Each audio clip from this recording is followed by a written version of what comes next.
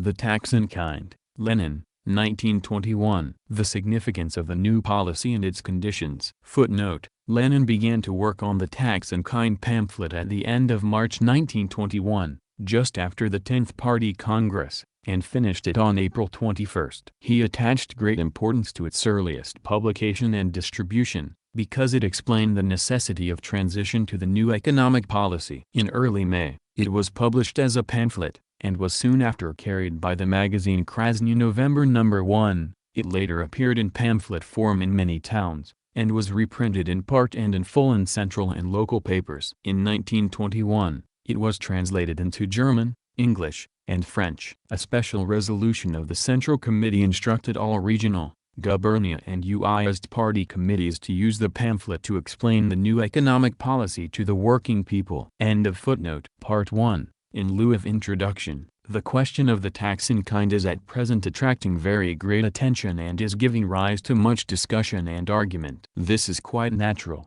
because in present conditions it is indeed one of the principal questions of policy. The discussion is somewhat disordered, a fault to which, for very obvious reasons, we must all plead guilty. All the more useful would it be, therefore, to try to approach the question, not from its topical aspect, but from the aspect of general principle. In other words, to examine the general, fundamental background of the picture on which we are now tracing the pattern of definite practical measures of present-day policy. In order to make this attempt I will take the liberty of quoting a long passage from my pamphlet, The Chief Task of Our Day: Left-Wing Childishness and the Petty Bourgeois Mentality. It was published by the Petrograd Soviet of Workers and Soldiers Deputies in 1918 and contains, first, a newspaper article, dated March 11, 1918, on the Brest Peace, and, second, my polemic against the then existing group of left communists, dated May 5, 1918. The polemic is now superfluous and I omit it, leaving what appertains to the discussion on state capitalism and the main elements of our present-day economy, which is transitional from capitalism to socialism. Here is what I wrote at the time. Part 2. Present-day economy of Russia. Extract from the 1918 pamphlet. State capitalism would be a step forward as compared with the present state of affairs in our Soviet Republic. If in approximately 6 months' time state capitalism became established in our republic, this would be a great success and a sure guarantee that within a year socialism will have gained a permanently firm hold and will have become invincible in this country. I can imagine with what noble indignation some people will recoil from these words. What? The transition to state capitalism in the Soviet Socialist Republic would be a step forward? Isn't this the betrayal of socialism? We must deal with this point in greater detail. Firstly, we must examine the nature of the transition from capitalism to socialism that gives us the right and the grounds to call our country a socialist republic of Soviets. Secondly, we must expose the error of those who fail to see the petty bourgeois economic conditions and the petty bourgeois element as the principal enemy of socialism in our country. Thirdly, we must fully understand the economic implications of the distinction between the Soviet state and the bourgeois state. Let us examine these 3 points. No one, I think, in studying the question of the economic system of Russia, has denied its transitional character. Nor, I think, has any communist denied that the term Soviet Socialist Republic implies the determination of the Soviet power to achieve the transition to socialism, and not that the existing economic system is recognized as a socialist order. But what does the word transition mean? Does it not mean, as applied to an economy, that the present system contains elements, particles, fragments of both capitalism and socialism? Everyone will admit that it does. But not all who admit this take the trouble to consider what elements actually constitute the various socio-economic structures that exist in Russia at the present time. And this is the crux of the question. Let us enumerate these elements. 1. Patriarchal, i.e., to a considerable extent natural, peasant farming. 2. Small commodity production. This includes the majority of those peasants who sell their grain. 3. Private capitalism. 4. State capitalism. 5. Socialism. Russia is so vast and so varied that all these different types of socio-economic structures are intermingled. This is what constitutes the specific feature of the situation. The question arises, what elements predominate? Clearly, in a small peasant country, the petty bourgeois element predominates and it must predominate, For the great majority, those working the land, are small commodity producers. The shell of state capitalism, grain monopoly, state-controlled entrepreneurs and traders, bourgeois cooperators, is pierced now in one place, now in another by profiteers, the chief object of profiteering being grain. It is in this field that the main struggle is being waged. Between what elements is this struggle being waged if we are to speak in terms of economic categories such as state capitalism? Between the fourth and fifth in the order in which I have just enumerated them? Of course not. It is not state capitalism that is at war with socialism, but the petty bourgeoisie plus private capitalism fighting together against state capitalism and socialism. The petty bourgeoisie oppose every kind of state interference, accounting and control, whether it be state capitalist or state socialist. This is an unquestionable fact of reality whose misunderstanding lies at the root of many economic mistakes. The profiteer, the commercial racketeer, the disruptor of monopoly, these are our principal internal enemies, the enemies of the economic measures of the Soviet power. 125 years ago it might have been excusable for the French petty bourgeoisie, the most ardent and sincere revolutionaries, to try to crush the profiteer by executing a few of the chosen and by making thunderous declarations. Today, however, the purely French approach to the question assumed by some left socialist revolutionaries can arouse nothing but disgust and revulsion in every politically conscious revolutionary. We know perfectly well that the economic basis of profiteering is both the small proprietors, who are exceptionally widespread in Russia, and private capitalism, of which every petty bourgeois is an agent. We know that the million tentacles of this petty bourgeois octopus now and again encircle various sections of the workers, that instead of state monopoly, profiteering forces its way into every pore of our social and economic organism. Those who fail to see this show by their blindness that they are slaves of petty bourgeois prejudices. The petty bourgeoisie have money put away, the few thousands that they made during the war by honest and especially by dishonest means. They are the characteristic economic type, that is, the basis of profiteering and private capitalism. Money is a certificate entitling the possessor to receive social wealth, and a vast section of small proprietors, numbering millions, cling to this certificate and conceal it from the state. They do not believe in socialism or communism, and mark time until the proletarian storm blows over. Either we subordinate the petty bourgeoisie to our control and accounting. We can do this if we organize the poor, that is, the majority of the population or semi-proletarians, round a politically conscious proletarian vanguard, or they will overthrow our workers' power as surely and as inevitably as the revolution was overthrown by the Napoleons and the Cavaignacs who sprang from this very soil of petty proprietorship. That is how the question stands. That is the only view we can take of the matter.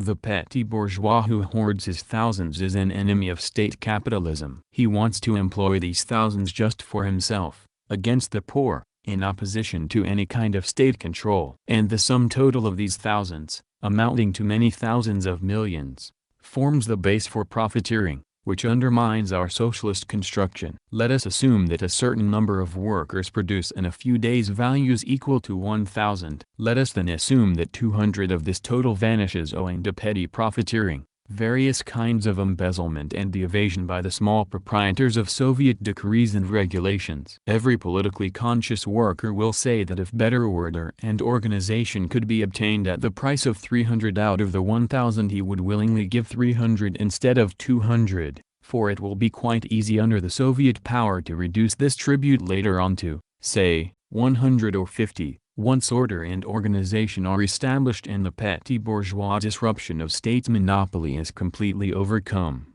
This simple illustration in figures, which I have deliberately simplified to the utmost in order to make it absolutely clear, explains the present correlation of state capitalism and socialism. The workers hold state power and have every legal opportunity of taking the whole thousand, without giving up a single kopek, except for socialist purposes. This legal opportunity, which rests upon the actual transition of power to the workers, is an element of socialism. But in many ways, the small proprietary and private capitalist element undermines this legal position, drags in profiteering and hinders the execution of Soviet decrees. State capitalism would be a gigantic step forward even if we paid more than we are paying at present.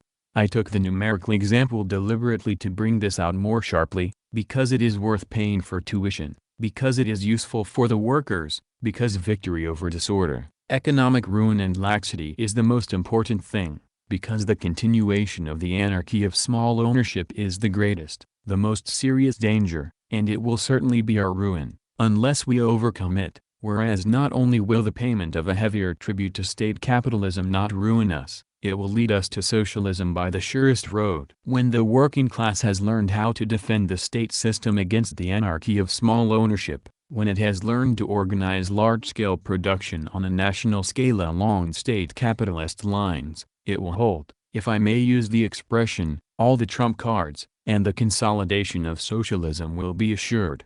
In the first place, economically, state capitalism is immeasurably superior to our present economic system. In the second place, there is nothing terrible in it for the Soviet power, for the Soviet state is a state in which the power of the workers and thc poor is assured. To make things even clearer, let us first of all take the most concrete example of state capitalism. Everybody knows what this example is. It is Germany. Here we have the last word in modern large-scale capitalist engineering and planned organization, subordinated to Junker bourgeois imperialism. Cross out the words in italics, and in place of the militarist, Junker, bourgeois, imperialist state put also a state, but of a different social type, of a different class content, a Soviet state, that is, a proletarian state, and you will have the sum total of the conditions necessary for socialism. Socialism is inconceivable without large-scale capitalist engineering based on the latest discoveries of modern science. It is inconceivable without planned state organization which keeps tens of millions of people to the strictest observance of a unified standard in production and distribution. We Marxists have always spoken of this, and it is not worthwhile wasting 2 seconds talking to people who do not understand even this, anarchists and a good half of the left socialist revolutionaries.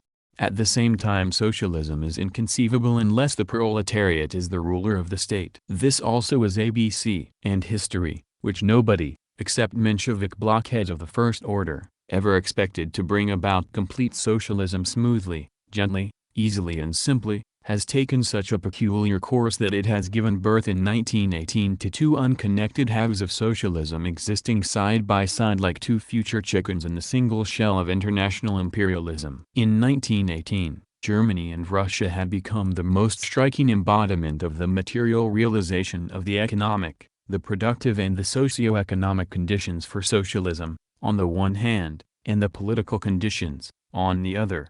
A victorious proletarian revolution in Germany would immediately and very easily smash any shell of imperialism, which unfortunately is made of the best steel, and hence cannot be broken by the efforts of any chicken, and would bring about the victory of world socialism for certain, without any difficulty, or with only slight difficulty, if, of course, by difficulty we mean difficulty on a world historical scale, and not in the parochial Philistine sense. While the revolution in Germany is still slow in coming forth, our task is to study the state capitalism of the Germans, to spare no effort in copying it and not shrink from adopting dictatorial methods to hasten the copying of Western culture by barbarian Russia, without hesitating to use barbarous methods in fighting barbarism. If there are anarchists and left socialist revolutionaries, I recall offhand the speeches of Karelin and Gatt at the meeting of the Central Executive Committee, who indulge in Karelin-like reflections and say that it is unbecoming for us revolutionaries to take lessons from German imperialism. There is only one thing we can say in reply: the revolution that took these people seriously would perish irrevocably, and deservedly. At present petty bourgeois capitalism prevails in Russia, and it is one and the same road that leads from it to both large-scale state capitalism and to socialism, through one and the same intermediary station called national accounting and control of production and distribution. Those who fail to understand this are committing an unpardonable mistake in economics. Either they do not know the facts of life, do not see what actually exists and are unable to look the truth in the face, or they confine themselves to abstractly comparing socialism with capitalism and fail to study the concrete forms and stages of the transition that is taking place in our country. Let it be said in parenthesis that this is the very theoretical mistake which misled the best people in the Novyi and Vperyod camp. Footnote: Novyi New Life, a daily published in Petrograd from April 18, May 1, 1917, to July 1918 by a group of Menshevik internationalists and the writers who contributed to the magazine Letopis, Chronicle.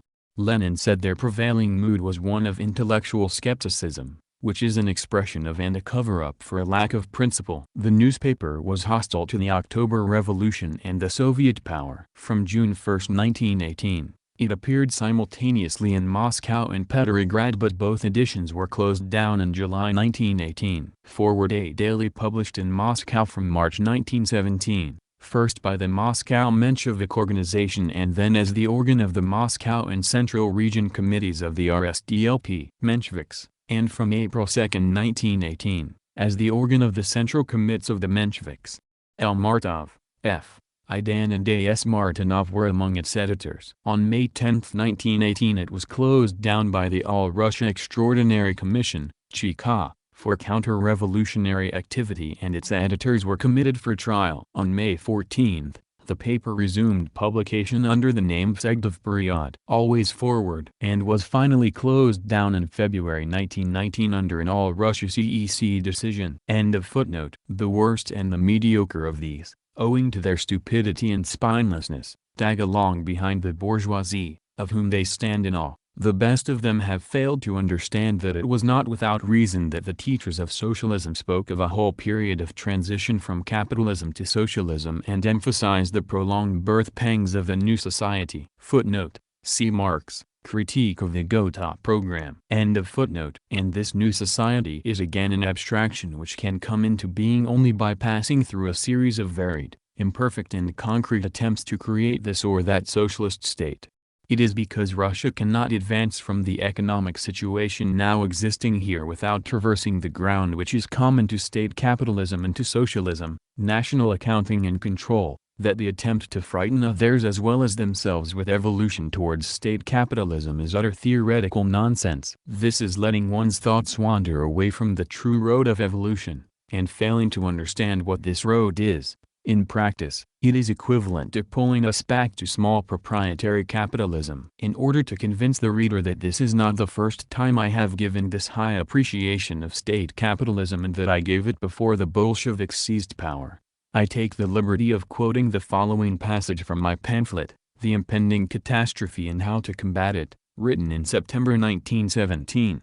Try to substitute for the junker capitalist state, for the landowner capitalist state, a revolutionary democratic state, i.e., a state which in a revolutionary way abolishes all privileges and does not fear to introduce the fullest democracy in a revolutionary way. You will find that, given a really revolutionary democratic state, state monopoly capitalism inevitably and unavoidably implies a step towards socialism. For socialism is merely the next step forward from state capitalist monopoly.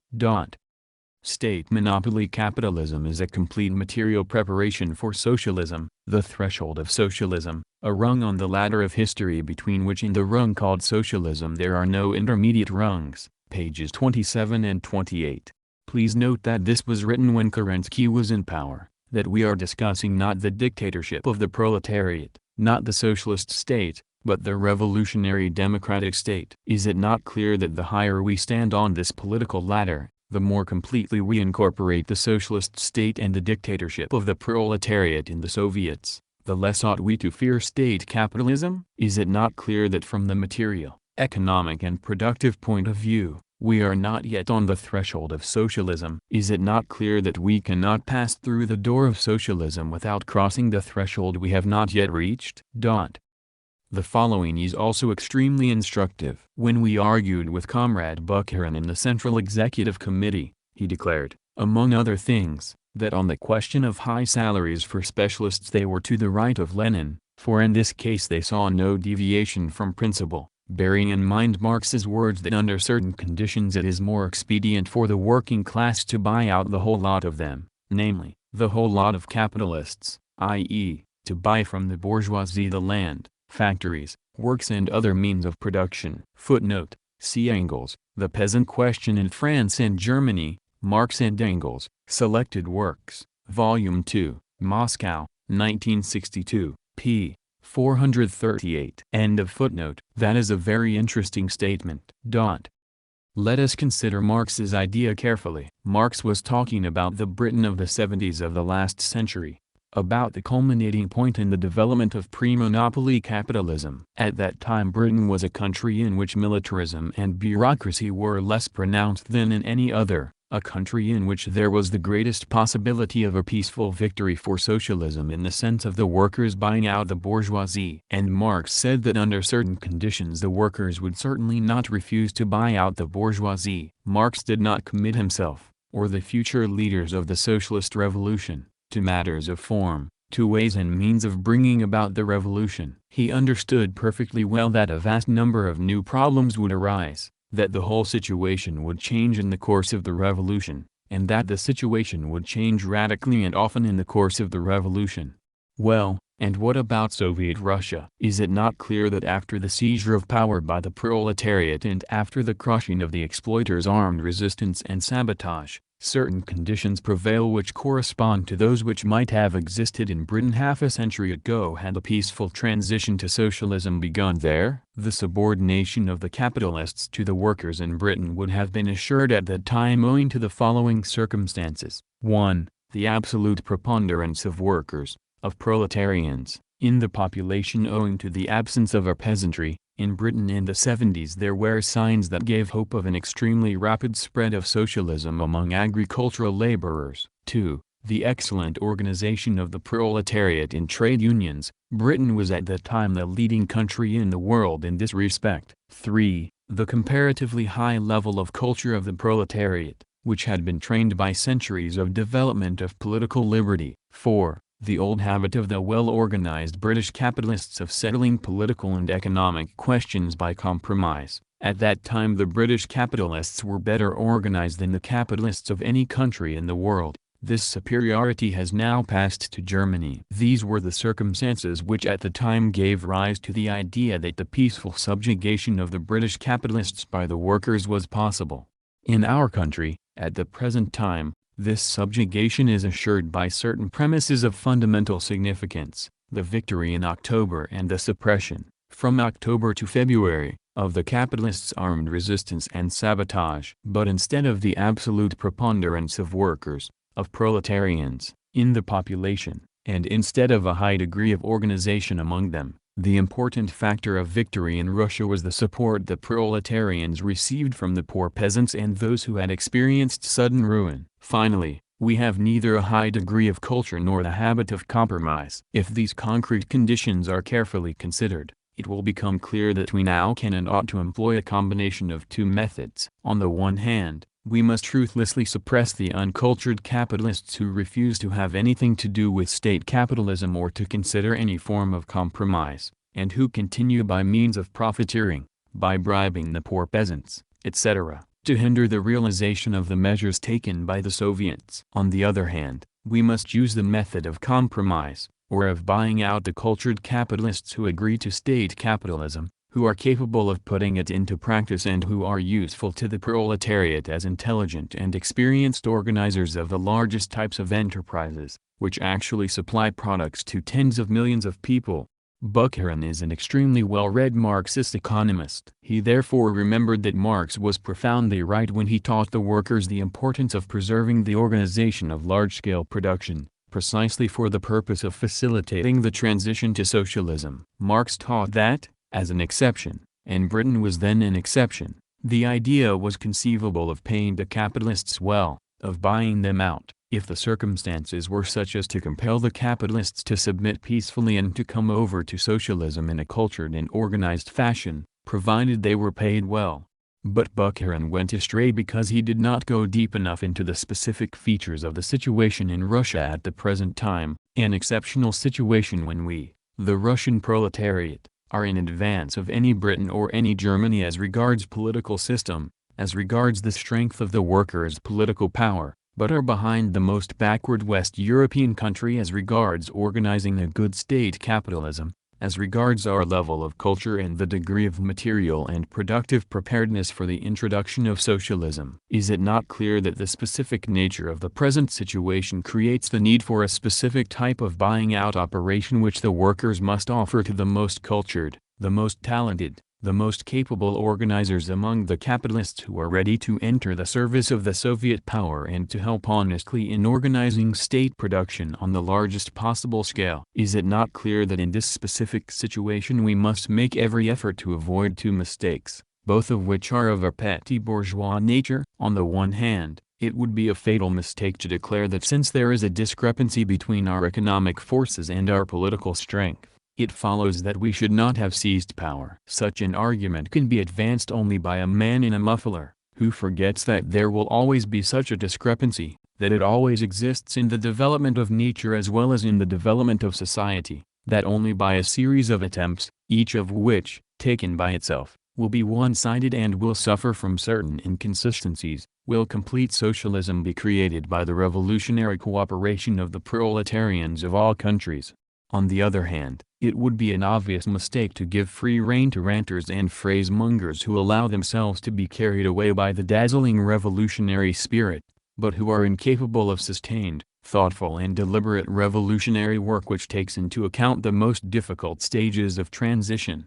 Fortunately, the history of the development of revolutionary parties and of the struggle that Bolshevism waged against them has left us a heritage of sharply defined types, of which the left socialist revolutionaries and anarchists are striking examples of bad revolutionaries. They are now shouting hysterically, choking and shouting themselves hoarse, against the compromise of the right Bolsheviks. But they are incapable of understanding what is bad in compromise, and why compromise has been justly condemned by history in the course of the revolution. Compromise in Kerensky's time meant the surrender of power to the imperialist bourgeoisie, and the question of power is the fundamental question of every revolution. Compromise by a section of the Bolsheviks in October-November 1917 either meant that they feared the proletariat seizing power or wished to share power equally, not only with unreliable fellow travelers like the left socialist revolutionaries, but also with enemies, with the Chernovists and the Mensheviks. The latter would inevitably have hindered us in fundamental matters, such as the dissolution of the Constituent Assembly, the ruthless suppression of the Bolsheviks, the universal setting up of the Soviet institutions, and in every act of confiscation. Now power has been seized, retained and consolidated in the hands of a single party, the party of the proletariat, even without the unreliable fellow travelers. To speak of compromise at the present time when there is no question, and can be none, of sharing power, of renouncing the dictatorship of the proletariat over the bourgeoisie, is merely to repeat, parrot fashion, words which have been learned by heart but not understood. To describe as compromise the fact that, having arrived at a situation when we can and must rule the country, we try to win over to our side, not grudging the cost, the most efficient people capitalism has trained and to take them into our service against small proprietary disintegration, reveals a total incapacity to think about the economic tasks of socialist construction. Part 3, Tax in Kind, Freedom to the Trade and Concessions. In the arguments of 1918 quoted above there are a number of mistakes as regards the periods of time involved. These turned out to be longer than was anticipated at that time. That is not surprising. But the basic elements of our economy have remained the same. In a very large number of cases the peasant poor, proletarians and semi-proletarians, have become middle peasants. This has caused an increase in the small proprietor, petty bourgeois element. The Civil War of 1918-20 aggravated the havoc in the country, retarded the restoration of its productive forces, and bled the proletariat more than any other class. To this was added the 1920 crop failure, the fodder spartage and the loss of cattle, which still further retarded the rehabilitation of transport and industry, because, among other things, it interfered with the employment of peasants' horses for carting wood, our main type of fuel. As a result, the political situation in the spring of 1921 was such that immediate, very resolute and urgent measures had to be taken to improve the condition of the peasants and to increase their productive forces. Why the peasants and not the workers? Because you need grain and fuel to improve the condition of the workers. This is the biggest hitch at the present time, from the standpoint of the economy as a whole. For it is impossible to increase the production and collection of grain and the storage and delivery of fuel except by improving the condition of the peasantry, and raising their productive forces. We must start with the peasantry. Those who fail to understand this, and think this putting the peasantry in the forefront is renunciation of the dictatorship of the proletariat, or something like that, simply do not stop to think, and allow themselves to be swayed by the power of words. The dictatorship of the proletariat is the direction of policy by the proletariat. The proletariat, as the leading and ruling class, must be able to direct policy in such a way as to solve first the most urgent and vexed problem. The most urgent thing at the present time is to take measures that will immediately increase the productive forces of peasant farming. Only in this way will it be possible to improve the condition of the workers, strengthen the alliance between the workers and peasants, and consolidate the dictatorship of the proletariat. The proletarian or representative of the proletariat who refused to improve the condition of the workers in this way would in fact prove himself to be an accomplice of the White Guards and the capitalists. To refuse to do it in this way means putting the craft interests of the workers above their class interests, and sacrificing the interests of the whole of the working class, its dictatorship, its alliance with the peasantry against the landowners and capitalists, and its leading role in the struggle for the emancipation of labor from the yoke of capital, for the sake of an immediate, short-term and partial advantage for the workers. Thus, the first thing we need is immediate and serious measures to raise the productive forces of the peasantry. This cannot be done without making important changes in our food policy. One such change was the replacement of the surplus appropriation system by the tax in kind, which implies a free market, at least in local economic exchange, after the tax has been paid.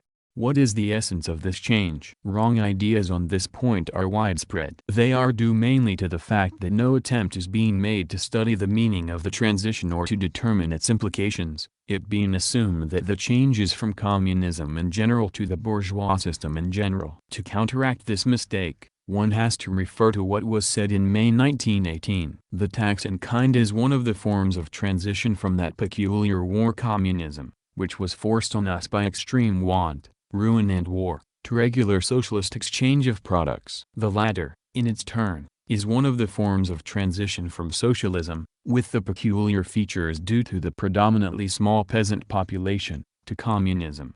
Under this peculiar war communism we actually took from the peasant all his surpluses, and sometimes even a part of his necessaries, to meet the requirements of the army and sustain the workers. Most of it we took on loan, for paper money. But for that, we would not have beaten the landowners and capitalists in a ruined small peasant country. The fact that we did, in spite of the help our exploiters got from the most powerful countries of the world, shows not only the miracles of heroism the workers and peasants can perform in the struggle for their emancipation, it also shows that when the Mensheviks, socialist revolutionaries and Kautsky and company blamed us for this war communism they were acting as lackeys of the bourgeoisie. We deserve credit for it. Just how much credit is a fact of equal importance. It was the war and the ruin that forced us into war communism. It was not, and could not be, a policy that corresponded to the economic tasks of the proletariat. It was a makeshift. The correct policy of the proletariat exercising its dictatorship in a small peasant country is to obtain grain in exchange for the manufactured goods the peasant needs. That is the only kind of food policy that corresponds to the tasks of the proletariat, and can strengthen the foundations of socialism and lead to its complete victory.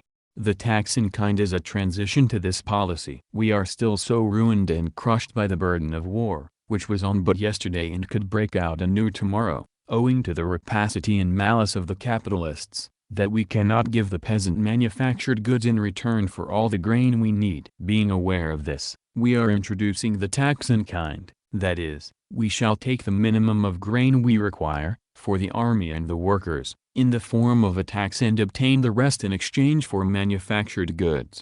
There is something else we must not forget. Our poverty and ruin are so great that we cannot restore large-scale socialist state industry at one stroke. This can be done with large stocks of grain and fuel in the big industrial centers, replacement of worn-out machinery, and so on. Experience has convinced us that this cannot be done at one stroke, And we know that after the ruinous imperialist war even the wealthiest and most advanced countries will be able to solve this problem only over a fairly long period of years. Hence, it is necessary, to a certain extent, to help to restore small industry, which does not demand of the state machines, large stocks of raw material, fuel and food, and which can immediately render some assistance to peasant farming and increase its productive forces right away.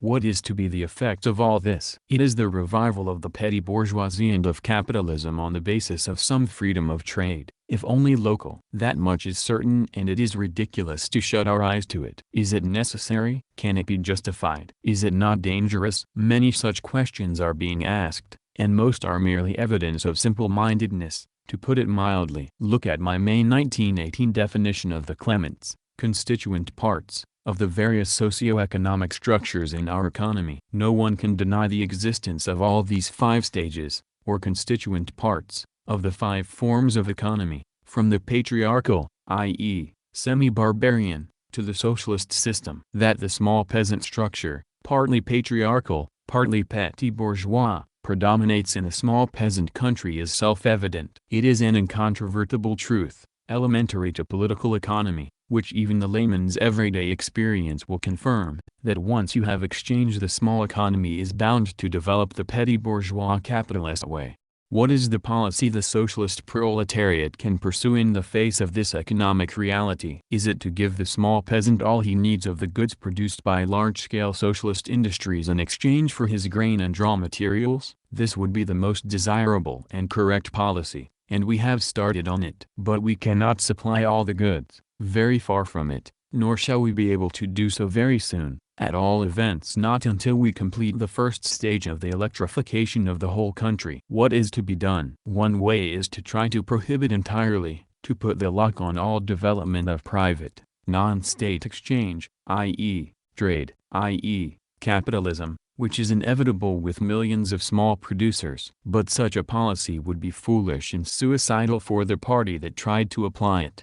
It would be foolish because it is economically impossible. It would be suicidal because the party that tried to apply it would meet with inevitable disaster. Let us admit it, some communists have sinned in thought, word and deed by adopting just such a policy. We shall try to rectify these mistakes, and this must be done without fail, otherwise things will come to a very sorry state. The alternative, and this is the only sensible and the last possible policy, is not to try to prohibit or put the lock on the development of capitalism, but to channel it into state capitalism. This is economically possible, for state capitalism exists, in varying form and degree, wherever there are elements of unrestricted trade and capitalism in general. Can the Soviet state and the dictatorship of the proletariat be combined with state capitalism? Are they compatible? Of course they are. This is exactly what I argued in May 1918. I hope I had proved it then. I had also proved that state capitalism is a step forward compared with the small proprietor, both small patriarchal and petty bourgeois, element. Those who compare state capitalism only with socialism commit a host of mistakes. For in the present political and economic circumstances it is essential to compare state capitalism also with petty bourgeois production.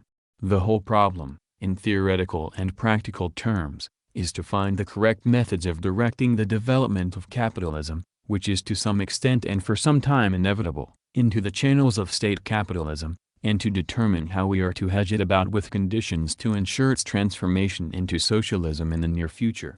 In order to approach the solution of this problem we must first of all picture to ourselves as distinctly as possible what state capitalism will and can be in practice inside the Soviet system and within the framework of the Soviet state.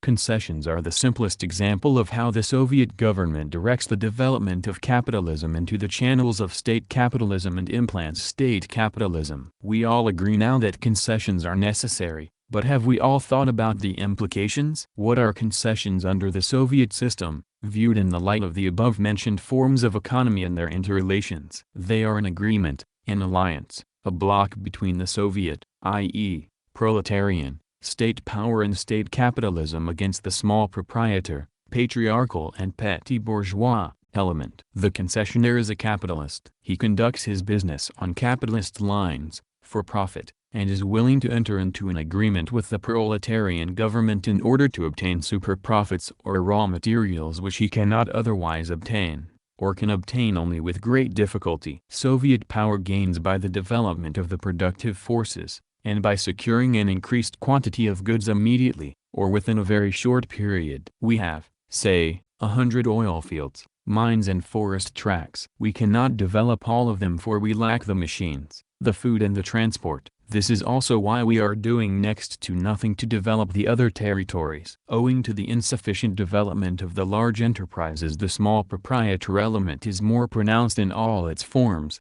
and this is reflected in the deterioration of the surrounding, and later the whole of, peasant farming, the disruption of its productive forces, the decline in its confidence in the Soviet power, pilfering and widespread petty, the most dangerous, profiteering, etc. By implanting state capitalism in the form of concessions, the Soviet government strengthens large-scale production as against petty production, advanced production as against backward production, and machine production as against hand production. It also obtains a larger quantity of the products of large-scale industry, its share of the output, and strengthens state-regulated economic relations as against the anarchy of petty bourgeois relations. The moderate and cautious application of the concessions policy will undoubtedly help us quickly to improve, to a modest extent, the state of industry and the condition of the workers and peasants. We shall, of course, have all this at the price of certain sacrifices and the surrender to the capitalist of many millions of poods of very valuable products. The scale and the conditions under which concessions cease to be a danger and are turned to our advantage depend on the relation of forces and are decided in the struggle,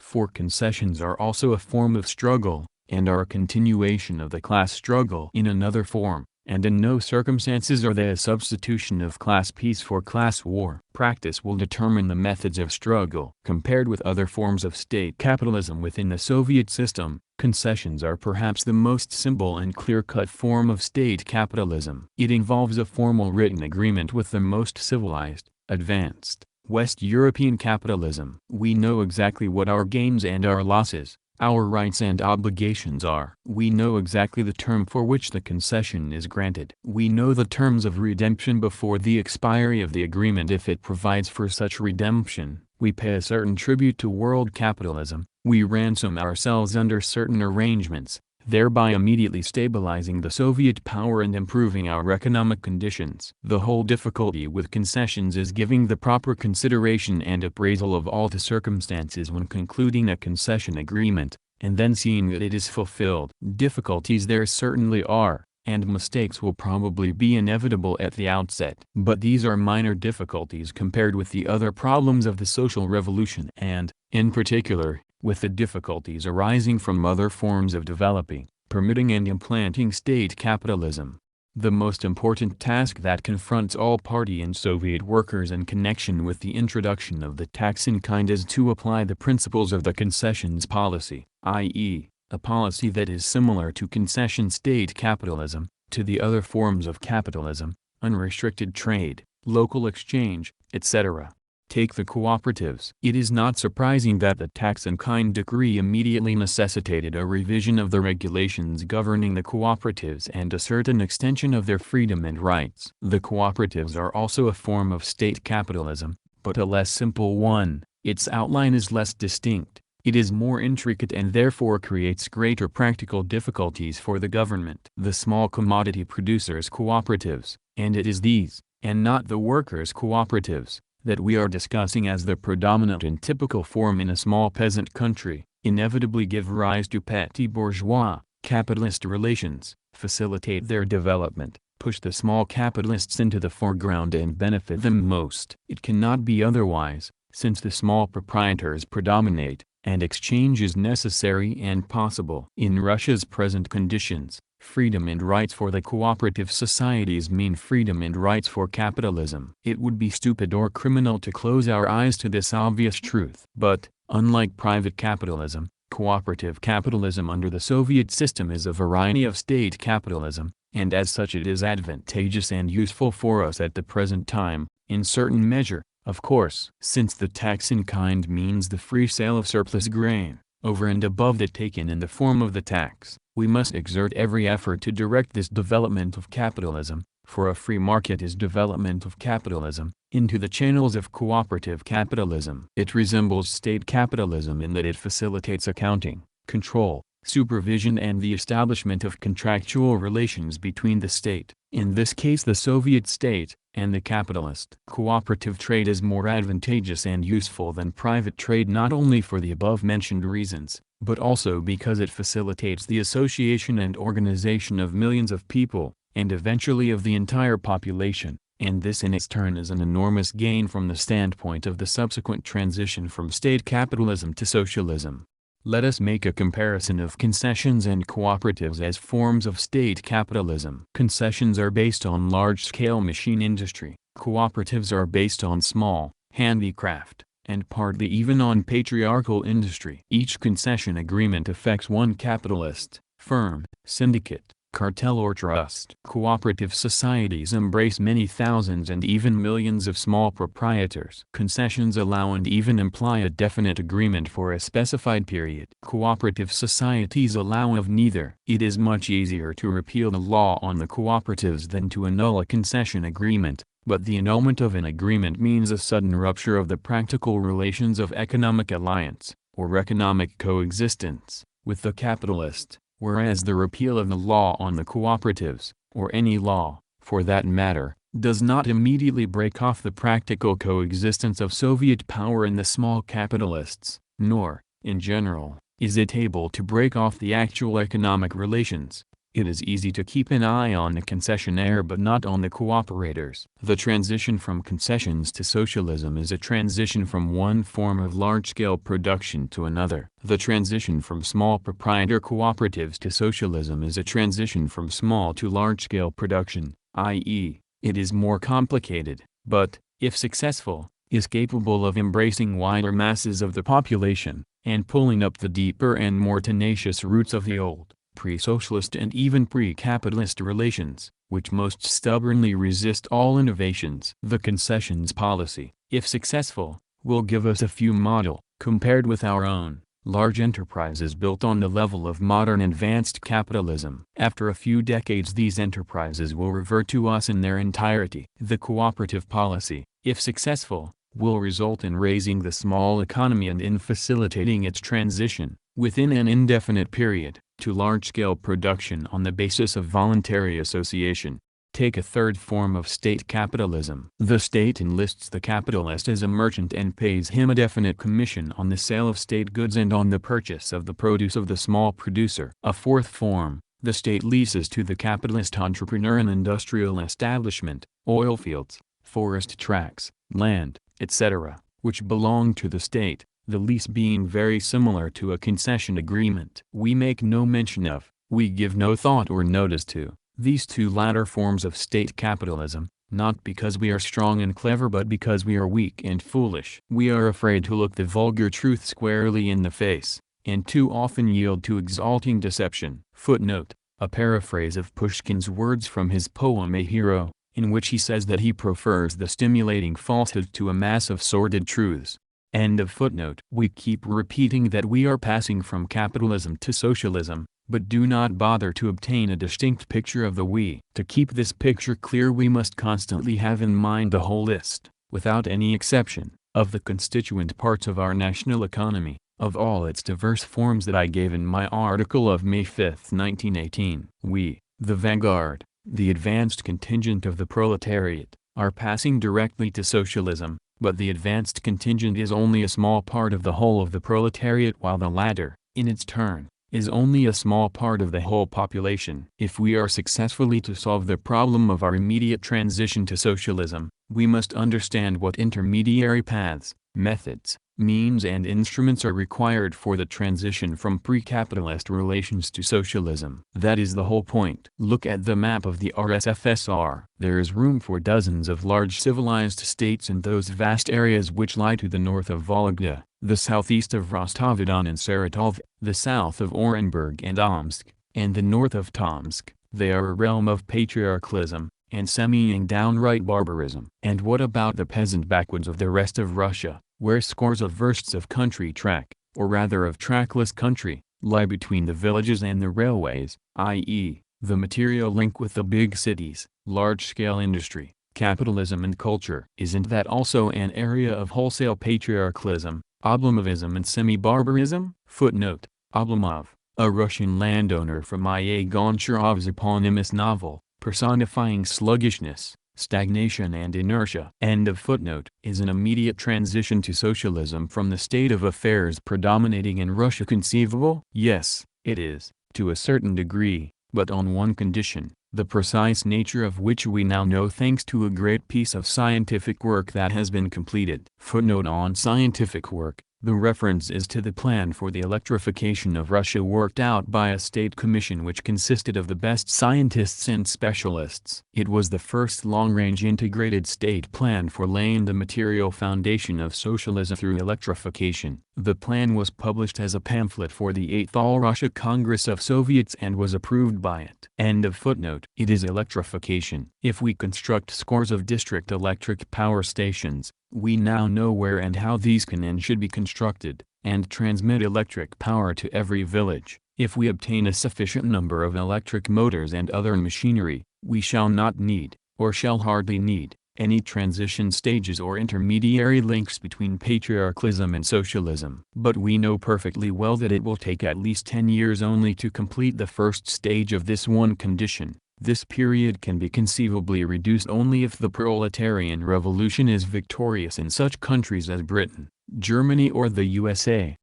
Over the next few years we must learn to think of the intermediary links that can facilitate the transition from patriarchalism and small production to socialism. We continue saying now and again that capitalism is a bane and socialism is a boon. But such an argument is wrong, because it fails to take into account the aggregate of the existing economic forms and singles out only two of them.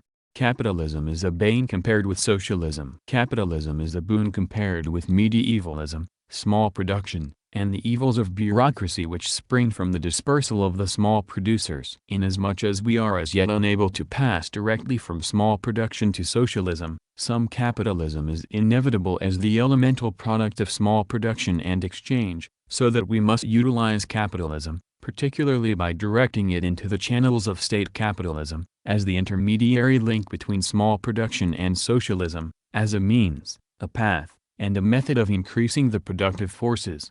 Look at the economic aspect of the evils of bureaucracy. We see nothing of them on May 5, 1918. 6 months after the October Revolution, with the old bureaucratic apparatus smashed from top to bottom, we feel none of its evils. A year later, the 8th Congress of the Russian Communist Party, March 18 to 23, 1919, adopted a new party program in which we spoke forthrightly of a partial revival of bureaucracy within the Soviet system, not fearing to admit the evil, but desiring to reveal, expose and pillory it and to stimulate thought, will, energy and action to combat it. Long footnote on 8th Congress. The 8th Party Congress, held in Moscow from March 18 to 23, 1919, was attended by 301 delegates with voice and vote, and 102 with voice only. They represented 313,766 party members. The items on the agenda were: 1. Report of the Central Committee, 2. Program of the RCPB, 3. Formation of the Communist International, 4. The military situation and military policy, 5. Work in the countryside, 6. Organizational questions, 7. Election to the Central Committee. Lenin delivered the opening and closing speeches at the Congress, gave the report of the Central Committee, and the reports on the party program, work in the countryside, and military policy. The key problem before the Congress was the new party program, worked out under Lenin's guidance and with his participation. The Congress approved Lenin's draft program, and rejected Bukharin's anti-Bolshevik proposals. The Congress also supported Lenin's program on the nationalities question and rejected Pyatyakov's and Bukharin's proposals to exclude from the program the paragraph on the right of nations to self-determination. After Lenin's summing up speech on the party program, the Congress decided to adopt the draft program as a whole and refer it to a program commission for final editing. The latter asked Lenin to write the draft third paragraph of the political section of the program, for the program commission of the 8th Party Congress, which it later adopted. On March 22, the Congress approved the final text of the program. Another key problem was the attitude to the middle peasants. In his speeches, specifically in his report on work in the countryside, Lenin substantiated the party's new policy, transition from the policy of neutralization to solid alliance between the working class and the middle peasantry, based on support from the poor peasants and struggle against the kulaks, with the proletariat retaining its leadership of the alliance. Lenin first put forward the slogan in late November 1918. The Congress adopted Lenin's resolution on the attitude towards the middle peasantry. While discussing the military situation, the party's military policy and Red Army organization, the so-called military opposition came out against the Central Committee's theses. The opposition included former left communists V. M. Smirnov, G. Isafrov, and G. L. Pyatakov, and some independents. It was also supported during the height of the Civil War by Stalin. The military opposition favored retention of some guerrilla methods, and opposed strict discipline in the army and enlistment of the services of old military specialists. Trotsky, together with Lenin, successfully isolated the military opposition and prevented it from damaging the war effort. At a closed plenary session on March 21, Lenin, Trotsky, and others, spoke in defense of the CC theses, and was supported by most of the speakers, who denounced the military opposition. The CC theses were assumed as a basis by a majority of 174 against 95, and a coordination commission worked out a resolution on the military question based on Lenin's directives, which was adopted by the Congress, with only one abstention. Lenin's ideas on the military question were incorporated in the party program and served as guidance in military organization. Trotsky, who entrusted in organizing the Red Army, from 1918 onward, was Lenin's closest ally on all military and political questions as to how to fight the counter-revolution. The resolution on the organizational question denounced the Sopranovosinsky group, which denied the party's leadership within the system of the dictatorship of the proletariat. The decision on party organization stressed the need to raise the standards for admission of non-worker and non-peasant elements into the party, to maintain its social composition. It was decided to carry out a general registration of all party members by May 1, 1919. The Congress rejected the federal principle of party organization and approved the principle of an integrated centralized communist party working under the guidance of a single Central Committee.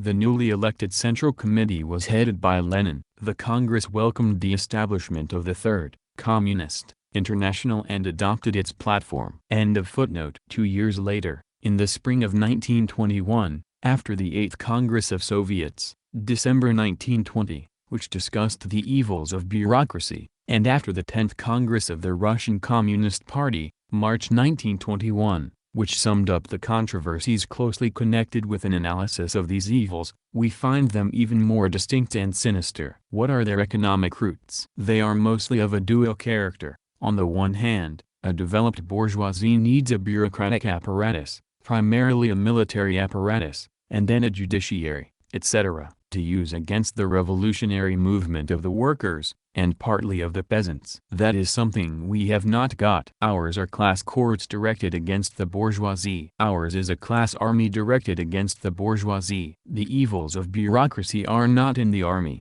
but in the institutions serving it. In our country, bureaucratic practices have different economic roots, namely, the atomized and scattered state of the small producer with his poverty, illiteracy, lack of culture, the absence of roads and exchange between agriculture and industry, the absence of connection and interaction between them. This is largely the result of the Civil War. We could not restore industry when we were blockaded, besieged on all sides, cut off from the whole world and later from the grain-bearing South, Siberia, and the coalfields. We could not afford to hesitate in introducing war communism, or daring to go to the most desperate extremes. To save the workers and peasants' rule, we had to suffer an existence of semi-starvation and worse than semi-starvation, but to hold on at all costs, in spite of unprecedented ruin and the absence of economic intercourse. We did not allow ourselves to be frightened, as the socialist revolutionaries and Mensheviks did, who, in fact, followed the bourgeoisie largely because they were scared. But the factor that was crucial to victory in a blockaded country, a besieged fortress,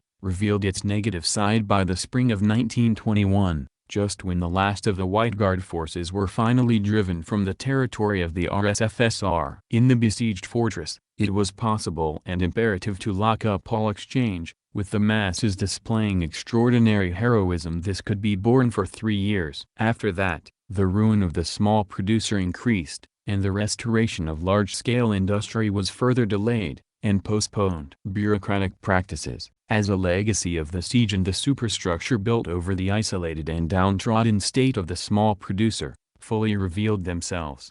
We must learn to admit an evil fearlessly in order to combat it the more firmly. In order to start from scratch again and again, we shall have to do this many a time in every sphere of our activity, finish what was left undone and choose different approaches to the problem. In view of the obvious delay in the restoration of large-scale industry, the locking up of exchange between industry and agriculture has become intolerable. Consequently, we must concentrate on what we can do, restoring small industry, helping things from that end, propping up the side of the structure that has been half demolished by the war and blockade. We must do everything possible to develop trade at all costs, without being afraid of capitalism, because the limits we have put to it, the expropriation of the landowners and of the bourgeoisie in the economy, the rule of the workers and peasants in politics, are sufficiently narrow and moderate. This is the fundamental idea and economic significance of the tax in kind. All party and Soviet workers must concentrate their efforts and attention on generating the utmost local initiative in economic development, in the gubernias,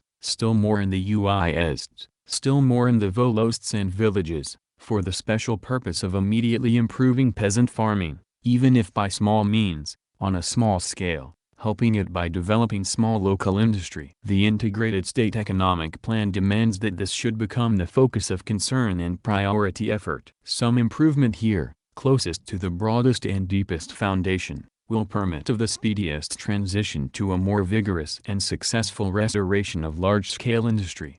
Hitherto the food supply worker has known only one fundamental instruction: collect 100% of the grain appropriations. Now he has another instruction: collect 100% of the tax in the shortest possible time and then collect another 100% in exchange for the goods of large-scale and small industry. Those who collect 75% of the tax and 75% of the second 100 in exchange for the goods of large-scale and small industry will be doing more useful work of national importance than those who collect 100% of the tax and 55% of the second 100. By means of exchange. The task of the food supply worker now becomes more complicated. On the one hand, it is a fiscal task: collect the tax as quickly and as efficiently as possible. On the other hand, it is a general economic task: try to direct the cooperatives, assist small industry, develop local initiative in such a way as to increase the exchange between agriculture and industry and put it on a sound basis. Our bureaucratic practices prove that we are still doing a very bad job of it. We must not be afraid to admit that in this respect we still have a great deal to learn from the capitalist. We shall compare the practical experience of the various gubernias, UISs, volosts and villages. In one place private capitalists, big and small, have achieved so much. Those are their approximate profits. That is the tribute, the fee, we have to pay for the schooling. We shall not mind paying for it if we learn a thing or two. That much has been achieved in a neighboring locality through cooperation. Those are the profits of the cooperatives. And in a third place, that much has been achieved by purely state and communist methods. For the present, this third case will be a rare exception. It should be the primary task of every regional economic center and economic conference of the gubernia executive committees immediately to organize various experiments, or systems of exchange for the surplus stocks remaining after the tax in kind has been paid. In a few months' time practical results must be obtained for comparison and study. Local or imported salt, paraffin oil from the nearest town, the handicraft woodworking industry, handicrafts using local raw materials and producing certain, perhaps not very important, but necessary and useful, articles for the peasants, green coal, the utilization of small local water power resources for electrification, and so on and so forth. All this must be brought into play in order to stimulate exchange between industry and agriculture at all costs. Those who achieve the best results in this sphere, even by means of private capitalism, even without the cooperatives, or without directly transforming this capitalism into state capitalism, will do more for the cause of socialist construction in Russia than those who ponder over the purity of communism, draw up regulations, rules and instructions for state capitalism and the cooperatives, but do nothing practical to stimulate trade. Isn't it paradoxical that private capital should be helping socialism? Not at all. It is, indeed, an irrefutable economic fact. Since this is a small peasant country with transport in an extreme state of dislocation, a country emerging from war and blockade under the political guidance of the proletariat, which controls the transport system and large-scale industry, it inevitably follows, first, that at the present moment local exchange acquires first-class significance, and, second, that there is a possibility of assisting socialism by means of private capitalism, not to speak of state capitalism. Let's not quibble about words. We still have too much of that sort of thing. We must have more variety in practical experience and make a wider study of it. In certain circumstances, the exemplary organization of local work, even on the smallest scale, is of far greater national importance than many branches of central state work. These are precisely the circumstances now prevailing in peasant farming in general, and in regard to the exchange of the surplus products of agriculture for industrial goods in particular. Exemplary organization in this respect, even in a single vote lost, is of far greater national importance than the exemplary improvement of the central apparatus of any people commissariat. Over the past 3.5 years our central apparatus has been built up to such an extent that it has managed to acquire a certain amount of harmful routine. We cannot improve it quickly to any extent. We do not know how to do it. Assistance in the work of radically improving it, securing an influx of fresh forces, combating bureaucratic practices effectively and overcoming this harmful routine must come from the localities and the lower ranks, with the model organization of a complex, even if on a small scale. I say complex, meaning not just one farm, one branch of industry, or one factory, but a totality of economic relations, a totality of economic exchange, even if only in a small locality. Those of us who are doomed to remain at work in the center will continue the task of improving the apparatus and purging it of bureaucratic evils, even if only on a modest and immediately achievable scale. But the greatest assistance in this task is coming, and will come, from the localities. Generally speaking, as far as I can observe, things are better in the localities than at the center, and this is understandable, for, naturally, the evils of bureaucracy are concentrated at the center. In this respect, Moscow cannot but be the worst city, and in general the worst locality, in the Republic. In the localities we have deviations from the average to the good and the bad sides, the latter being less frequent than the former. The deviations towards the bad side are the abuses committed by former government officials, landowners, bourgeois and other scum who play up to the communists and who sometimes commit abominable outrages and acts of tyranny against the peasantry. This calls for a terrorist purge, summary trial in the firing squad. Let the Martovs, the Trinovs, and non-party Philistines like them, beat their breasts and exclaim, "I thank thee, Lord, that I am not as these, and have never accepted terrorism."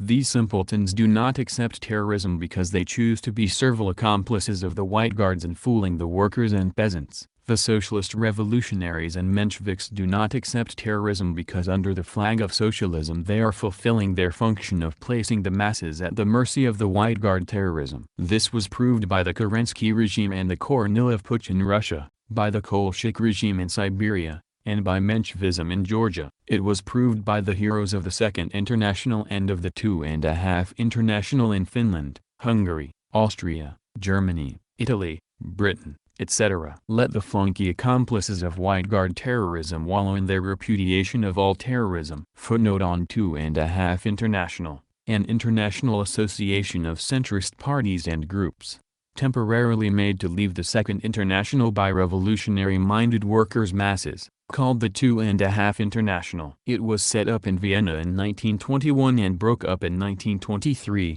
when it rejoined the Second International. End of footnote. We shall speak the bitter and indubitable truth. In countries beset by an unprecedented crisis, the collapse of old ties, and the intensification of the class struggle after the imperialist war of 1914–18, and that means all the countries of the world. Terrorism cannot be dispensed with, notwithstanding the hypocrites and phrase-mongers. Either the White Guard, bourgeois terrorism of the American, British, Ireland, Italian, the fascists, German, Hungarian and other types, or red, proletarian terrorism. There is no middle course, no third course, nor can there be any. The deviations towards the good side are the success achieved in combating the evils of bureaucracy, the great attention shown for the needs of the workers and peasants, and the great care in developing the economy, raising the productivity of labor and stimulating local exchange between agriculture and industry. Although the good examples are more numerous than the bad ones, they are, nevertheless, rare. Still,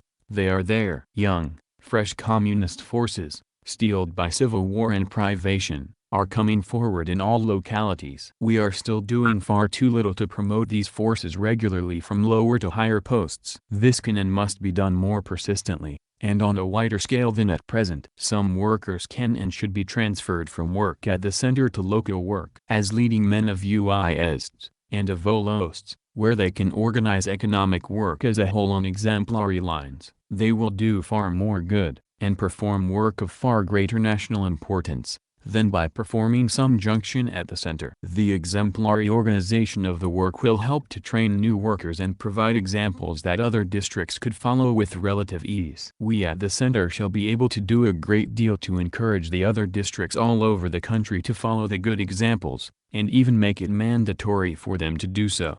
By its very nature, the work of developing exchange between agriculture and industry, the exchange of after-tax surpluses for the output of small, mainly handicraft, industry, calls for independent, competent and intelligent local initiative. That is why it is now extremely important from the national standpoint to organize the work in the UISs and Volosts on exemplary lines. In military affairs, during the last Polish War, for example, we were not afraid of departing from the bureaucratic hierarchy, downgrading, or transferring members of the Revolutionary Military Council of the Republic to lower posts, while allowing them to retain their higher rank at the center. Why not now transfer several members of the All-Russia Central Executive Committee, or members of Collegiums, or other high-ranking comrades, to UISd or even Volost work? Surely, we have not become so bureaucratized as to be ashamed of that. And we shall find scores of workers in the central bodies who will be glad to accept. The economic development of the whole republic will gain enormously, and the exemplary Volosts, or UISs, will play not only a great, but a positively crucial and historic role. Incidentally, we should note as a small but significant circumstance the necessary change in our attitude to the problem of combating profiteering. We must foster proper trade, which is one that does not evade state control. It is to our advantage to develop it. But profiteering, in its politico-economic sense, cannot be distinguished from proper trade. Freedom of trade is capitalism. Capitalism is profiteering. It would be ridiculous to ignore this. What then should be done? Shall we declare profiteering to be no longer punishable? No. We must revise and redraft all the laws on profiteering, and declare all pilfering and every direct or indirect, open or concealed evasion of state control, supervision and accounting to be a punishable offense, and in fact prosecuted with redoubled severity. It is by presenting the question in this way, the Council of People's Commissars has already started, that is to say, it has ordered that work be started, on the revision of the anti-profiteering laws, that we shall succeed in directing the rather inevitable but necessary development of capitalism into the channels of state capitalism. Part 4, Political Summary and Deductions. I still have to deal, if briefly, with the political situation, and the way it has taken shape and changed in connection with the economic developments outlined above.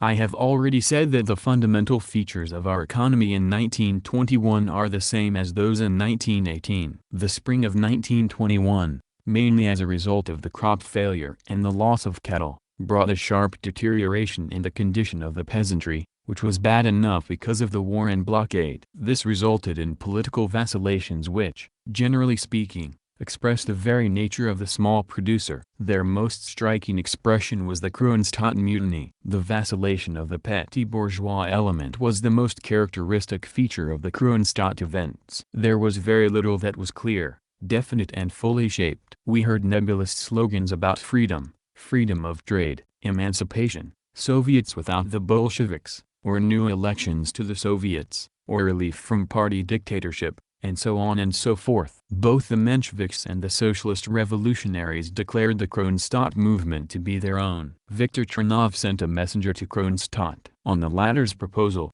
the Menshevik Volk, one of the Kronstadt leaders, voted for the Constituent Assembly. In a flash, with lightning speed, you might say, the White Guards mobilized all their forces for Kronstadt. Their military experts in Kronstadt, a number of experts, and not Kozlovsky alone, drew up a plan for a landing at Oranienbaum, which scared the vacillating mass of Mensheviks, socialist revolutionaries and non-party elements. More than 50 Russian White Guard newspapers published abroad conducted a rabid campaign for Kronstadt. The big banks, all the forces of finance capital, collected funds to assist Kronstadt. That shrewd leader of the bourgeoisie and the landowners, the cadet Milyakov, patiently explained to the simpleton Viktor Chernov directly, and to the Mensheviks Stan and Rozkov, who are in jail in Petrograd for their connection with the Kronstadt events, indirectly, that there is no need to hurry with the Constituent Assembly, and that Soviet power can and must be supported, only without the Bolsheviks. Of course, it is easy to be cleverer than conceited simpletons like Chernov, the petty bourgeois phrasemonger, or like Martov, the knight of Philistine reformism doctored to pass for Marxism. Properly speaking, the point is not that Milyakov, as an individual, has more brains, but that, because of his class position, the party leader of the big bourgeoisie sees and understands the class essence and political interaction of things more clearly than the leaders of the petty bourgeoisie, TBE Chernovs and Martovs. For the bourgeoisie is really a class force which, under capitalism, inevitably rules both under a monarchy and in the most democratic republic, and which also inevitably enjoys the support of the world bourgeoisie. But the petty bourgeoisie, i.e., all the heroes of the Second International and of the 2.5 International, cannot, by the very economic nature of things, be anything else than the expression of class impotence, hence the vacillation, phrasemongering and helplessness. In 1789, the petty bourgeois could still be great revolutionaries. In 1848, they were ridiculous and pathetic. Their actual role in 1917-21 is that of abominable agents and out-and-out servitors of reaction, be their names Chernov, Martov, Kautsky, MacDonald, or what have you. Martov showed himself to be nothing but a Philistine Narcissus when he declared in his Berlin journal that Kronstadt not only adopted Menshevik slogans but also proved that there could be an anti-Bolshevik movement which did not entirely serve the interests of the White Guards, the capitalists and the landowners. Footnote on Berlin journal, the Menshevik Emigre journal, Sozialistische Westnik, Socialist Herald, was founded by L. Martov. It was published in Berlin from 1921. And later in Paris. It is now published in the United States. The delegates sent their greetings to Lenin and invited him to the meeting. Lenin's reply was read out at the final sitting on April 20, 1921. End of footnote. He says in effect, let us shut our ears to the fact that all the genuine White Guards hailed the Kronstadt mutineers and collected funds in aid of Kronstadt through the banks. Compared with the Chernovs and Martovs, Milyakov is right, for he is revealing the true tactics of the real White Guard force, the force of the capitalists and landowners. He declares, it does not matter whom we support, be they anarchists or any sort of Soviet government, as long as the Bolsheviks are overthrown, as long as there is a shift in power. It does not matter whether to the right or to the left, to the Mensheviks or to the anarchists, as long as it is away from the Bolsheviks. As for the rest, we, the Milyakovs, we, the capitalists and landowners, will do the rest ourselves. We shall slap down the anarchist pygmies, the Chernovs and the Martovs, as we did Chernov and Maisky in Siberia, the Hungarian Chernovs and Martovs in Hungary, Kautsky in Germany and the Friedrich Adlers and Company in Vienna. The real, hard-headed bourgeoisie have made fools of hundreds of these Philistine Narcissuses, whether Menshevik, socialist revolutionary or non-party, and have driven them out scores of times in all revolutions in all countries. History proves it. The facts bear it out. The Narcissuses will talk, the Milyakovs and White Guards will act. Milyakov is absolutely right when he says, if only there is a power shift away from the Bolsheviks, no matter whether it is a little to the right or to the left, the rest will take care of itself. This is class truth, confirmed by the history of revolutions in all countries, and by the centuries of modern history since the Middle Ages. The scattered small producers, the peasants, are economically and politically united either by the bourgeoisie. This has always been, and will always be, the case under capitalism in all countries, in all modern revolutions, or by the proletariat. That was the case in a rudimentary form for a very short period at the peak of some of the greatest revolutions in modern history. That has been the case in Russia in a more developed form in 1917-21. Only the Narcissuses will talk and dream about a third path, and a third force. With enormous difficulty, and in the course of desperate struggles, the Bolsheviks have trained the proletarian vanguard that is capable of governing. They have created and successfully defended the dictatorship of the proletariat. After the test of 4 years of practical experience, the relation of class forces in Russia has become as clear as day. The steeled and tempered vanguard of the only revolutionary class, the vacillating petty bourgeois element, and the Milyakovs, the capitalists and landowners, lying in wait abroad and supported by the world bourgeoisie. It is crystal clear, only the latter are able to take advantage of any shift of power, and will certainly do so. In the 1918 pamphlet I quoted above, this point was put very clearly. The principal enemy is the petty bourgeois element. Either we subordinate it to our control and accounting, or it will overthrow the workers' power as surely and as inevitably as the revolution was overthrown by the Napoleons and the Cavagnac's who sprang from this very soil of petty proprietorship. This is how the question stands. That is the only view we can take of the matter. Excerpt from the pamphlet of May 5, 1918, cf.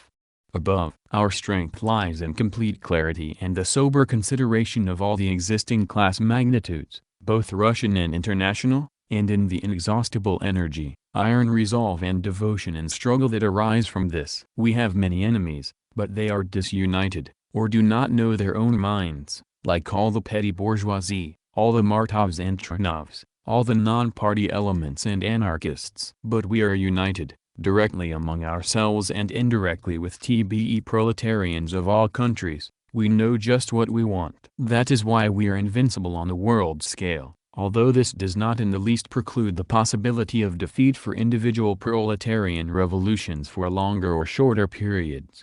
There is good reason for calling the petty bourgeois element an element, for it is indeed something that is most amorphous, indefinite and unconscious. The petty bourgeois Narcissuses imagine that universal suffrage abolishes the nature of the small producer under capitalism. As a matter of fact, it helps the bourgeoisie, through the church, the press, the teachers, the police, the militarists and 1,001 forms of economic oppression, to subordinate the scattered small producers. Ruin, want and the hard conditions of life give rise to vacillation, one day for the bourgeoisie, the next, for the proletariat. Only the steeled proletarian vanguard is capable of withstanding and overcoming this vacillation. The events of the spring of 1921 once again revealed the role of the socialist revolutionaries and Mensheviks. They help the vacillating petty bourgeois element to recoil from the Bolsheviks, to cause a shift of power in favor of the capitalists and landowners. The Mensheviks and socialist revolutionaries have now learned to don the non-party disguise. This has been fully proved. Only fools now fail to see this and understand that we must not allow ourselves to be fooled. Non-party conferences are not a fetish. They are valuable if they help us to come closer to the impassive masses, the millions of working people still outside politics. They are harmful if they provide a platform for the Mensheviks and socialist revolutionaries masquerading as non-party men. They are helping the mutinies, and the White Guards. The place for Mensheviks and socialist revolutionaries, avowed or in non-party guise, is not at a non-party conference but in prison, or on foreign journals, side by side with the White Guards. We were glad to let Martov go abroad. We can and must find other methods of testing the mood of the masses and coming closer to them. We suggest that those who want to play the parliamentary, constituent assembly and non-party conference game, should go abroad, over there, by Martov's side. They can try the charms of democracy and ask Wrangel soldiers about them. We have no time for this opposition at conferences game. We are surrounded by the world bourgeoisie, who are watching for every sign of vacillation in order to bring back their own men, and restore the landowners and the bourgeoisie. We will keep imprisoned the Mensheviks and socialist revolutionaries, whether avowed or in non-party guise. We shall employ every means to establish closer contacts with the masses of working people untouched by politics, except such means as give scope to the Mensheviks and socialist revolutionaries, and the vacillations that benefit Milyakov. In particular, we shall zealously draw into Soviet work, primarily economic work, hundreds upon hundreds of non-party people, real non-party people from the masses, the rank and file of workers and peasants, and not those who have adopted non-party colors in order to crib Menshevik and socialist revolutionary instructions which are so much to Milyakov's advantage. Hundreds and thousands of non-party people are working for us, and scores occupy very important and responsible posts. We must pay more attention to the way they work. We must do more to promote and test thousands and thousands of rank and file workers, to try them out systematically and persistently, and appoint hundreds of them to higher posts, if experience shows that they can fill them.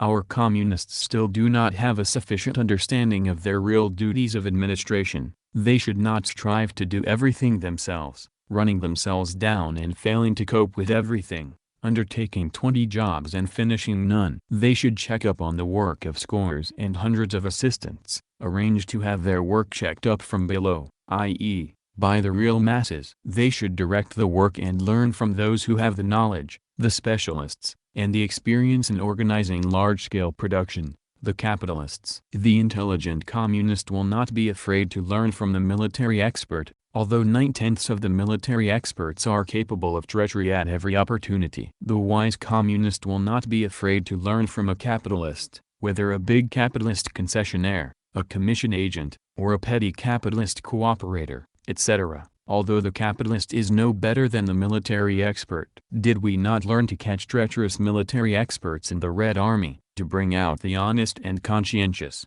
and, on the whole, to utilize thousands and tens of thousands of military experts? We are learning to do the same thing, in an unconventional way, with engineers and teachers, although we are not doing it as well as we did it in the Red Army. There Denikin and Kolchak spurred us on, compelled us to learn more quickly, diligently and intelligently. We shall also learn to do it, again in an unconventional way, with the commission agents, with the buyers working for the state, the petty capitalist cooperators, the entrepreneur concessionaires, etc.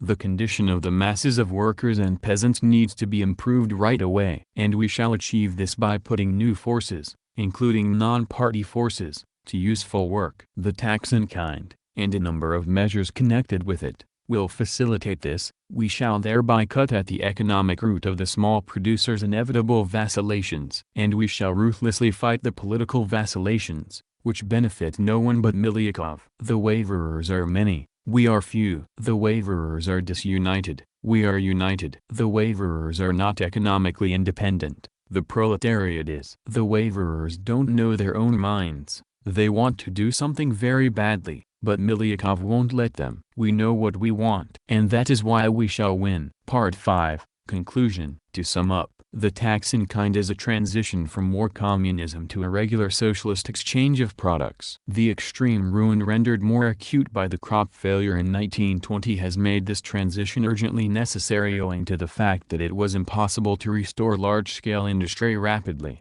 Hence, the first thing to do is to improve the condition of the peasants. The means are the tax in kind, the development of exchange between agriculture and industry, and the development of small industry. Exchange is freedom of trade, it is capitalism. It is useful to us inasmuch as it will help us overcome the dispersal of the small producer, and to a certain degree combat the evils of bureaucracy. To what extent this can be done will be determined by practical experience. The proletarian power is in no danger, as long as the proletariat firmly holds power in its hands, and has full control of transport and large-scale industry. The fight against profiteering must be transformed into a fight against stealing and the evasion of state supervision, accounting and control. By means of this control we shall direct the capitalism that is to a certain extent inevitable and necessary for us into the channels of state capitalism. The development of local initiative and independent action in encouraging exchange between agriculture and industry must be given the fullest scope at all costs. The practical experience gained must be studied, and this experience must be made as varied as possible. We must give assistance to small industry servicing peasant farming and helping to improve it. To some extent, this assistance may be given in the form of raw materials from the state stocks. It would be most criminal to leave these raw materials unprocessed. We must not be afraid of communists learning from bourgeois experts, including merchants, petty capitalist cooperators and capitalists, in the same way as we learned from the military experts, though in a different form. The results of the learning must be tested only by practical experience and by doing things better than the bourgeois experts at your side. Try in every way to secure an improvement in agriculture and industry, and to develop exchange between them. Do not grudge them the tuition fee, none will be too high, provided we learn something. Do everything to help the masses of working people, to come closer to them, and to promote from their ranks hundreds and thousands of non-party people for the work of economic administration. As for the non-party people who are only Mensheviks and socialist revolutionaries disguised in fashionable non-party attire à la Kronstadt, they should be kept safe in prison, or packed off to Berlin, to join Martov in freely enjoying all the charms of pure democracy and freely exchanging ideas with Tronov, Milyakov and the Georgian Mensheviks. April 21, 1921.